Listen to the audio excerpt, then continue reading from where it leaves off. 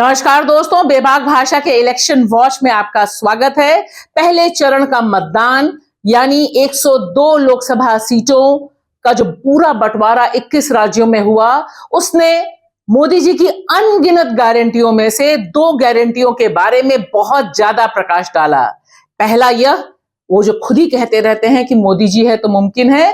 पहली चीज उन्होंने बताई कि चुनाव है, हुआ करे, उसमें मॉडल कोड ऑफ कंडक्ट है, हुआ करे। मोदी जी हैं तो गारंटी है कि अगर कुछ ही किलोमीटर दूर चुनाव हो रहा है, मतदान पड़ रहा है, वे अपना चुनाव प्रचार बदस्तूर जारी रख सकते हैं कुछ ही किलोमीटर दूर, और मीडिया, द ग्रेट मीडिया, उसकी लाइव कवरेज कर सकता है। पहली गारंटी तो ये कि नियम का मतलब मोदी जी नहीं है। और दूसरी गारंटी जो बहुत अहम है कि कुछ भी दावा किया जा सकता है, किसी चीज पर भी चुनाव लड़ा जा सकता है। देखिए, ईरान और इजराइल के बीच जिस तरह से युद्ध के बादल मंडरा रहे हैं, तनाव बढ़ रहा है, मोदी जी भाषण ही उसी पे दे देते हैं जिसका लाइव कवरेज होता है। मध्य प्रदेश में वे जनता जनार्दन से कहते हैं, देखो दुनिया में बहुत युद्ध चल रहा है और इससे बचाने की गारंटी सिर्फ मोदी दे सकता है, क्योंकि वही एक मजबूत सरकार दे सकता है। यह सब उस समय हो रहा है जिस समय देश में कॉन्स्टिट्यूशन भी है और देश में चुनाव आयोग भी है। लेकिन आप देखिए, सब कुछ अपनी जगह और मोदी जी की गारंटी अपनी जगह।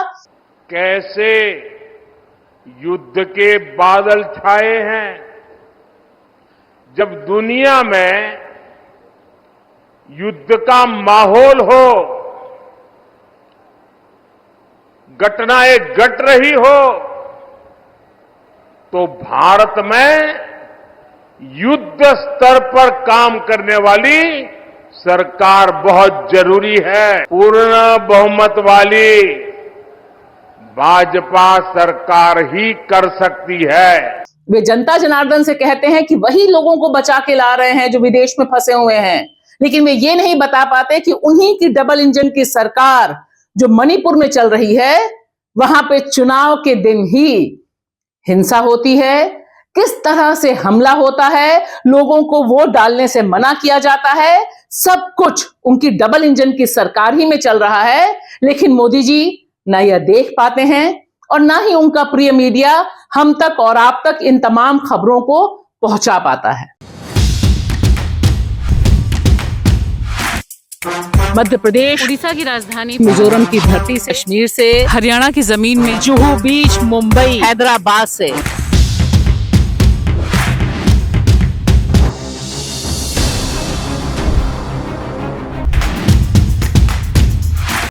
देखिए मोदी जी खुद कह रहे हैं चुनावी रैली में कि दरअसल यह वोट सिर्फ एक सांसद चुनने का नहीं, यह देश का, देश के भविष्य का चुनाव है, भविष्य की पीढ़ियों की भविष्य की गारंटी का चुनाव है। और शायद उसमें ये जो तमाम तस्वीरें हैं, यह बता रही हैं कि लोकतंत्र जिस संकट में फंसा हुआ है, उससे निकालने के लिए यह चुनाव कितना जरूरी और अहम है।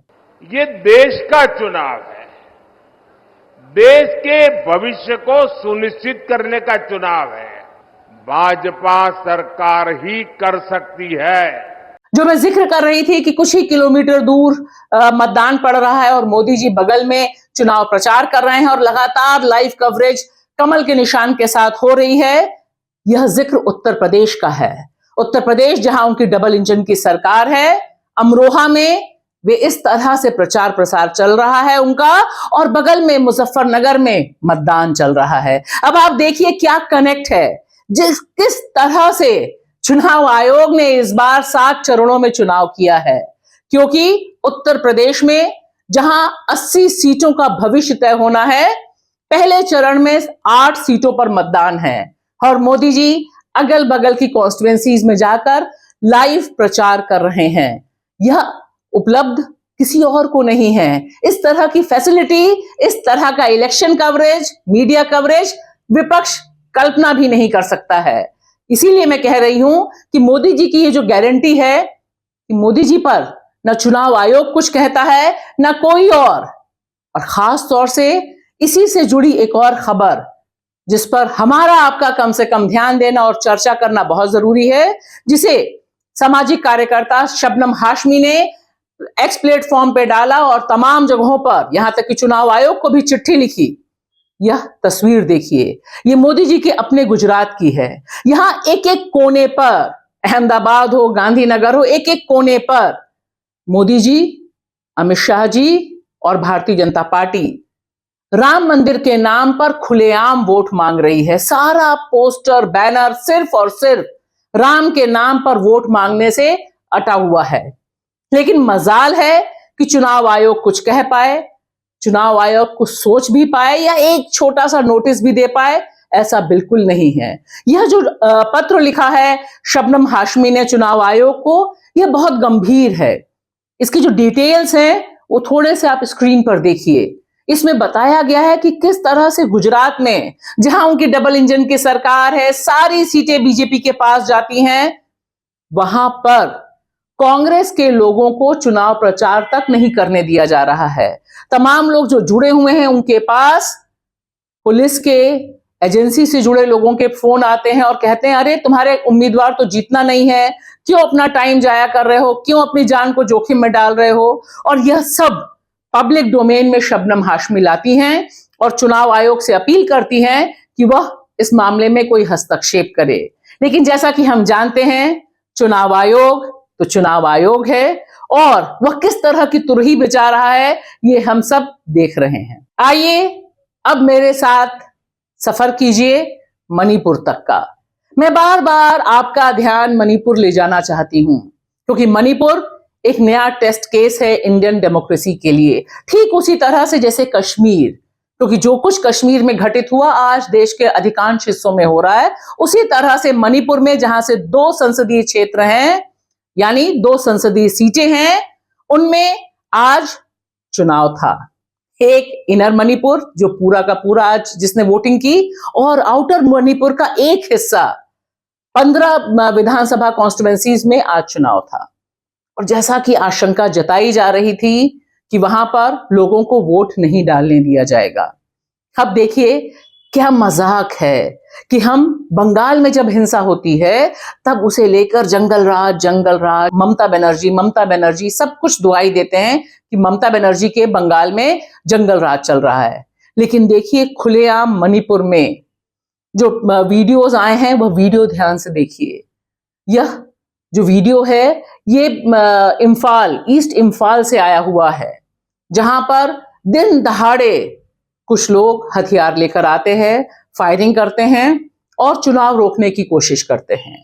और तो और यह शख्स कांग्रेस के उम्मीदवार हैं और यह बता रहे हैं कि किस तरह से इनके जो पोलिंग एजेंट हैं उन्हें ही भगा दिया गया है। और इस तरह की अनगिनत खबरें मणिपुर के अलग अलग इलाकों से आई हैं।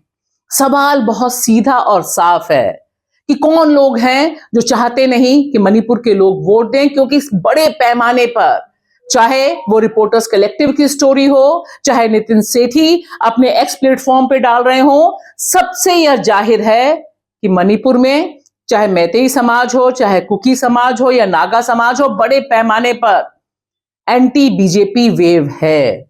लोग नाराज हैं। प्रधानमंत्री नरेंद्र मोदी एक बार यहां नहीं आए, 3 मई से मणिपुर जल रहा है।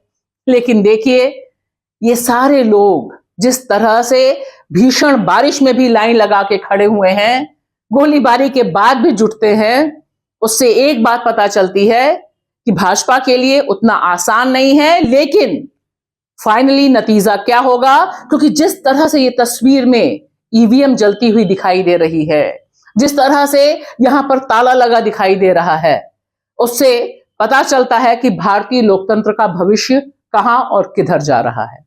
आज जिन 102 सीटों के लिए मतदान हुआ, 21 राज्यों में ये जो फैली हुई सीटें हैं, और जिस तरह से अनेक जगहों पे हिंसा की वारदात हुई और एक बड़े पैमाने पर वोटर के भीतर यानी मतदाता के भीतर संशय का माहौल देखा गया, उत्तर प्रदेश का कैरेना हो, मुजफ्फरनगर हो या अनगिनत जगहें, उससे एक बात साफ है कि मोदी सरकार, बीजेपी जिस तरह की गारंटी दे रही है, कह रही है कि एक राष्ट्र एक चुनाव होगा, यह कितना खौफनाक होगा इस मुल्क के लिए कि जब लोकसभा की 543 सीटों को हम 7 चरणों में करते हैं, एक कॉन्स्टिट्यूएंसी को 2 भागों में विभाजित करके चुनाव करते हैं, तब कल्पना कीजिए कि अगर पूरे देश में विधानसभा का चुनाव भी इसके साथ हो, तब किस तरह का हंगामा होगा, किस तरह की अफरा तफरी होगी और हम और आप मतदाता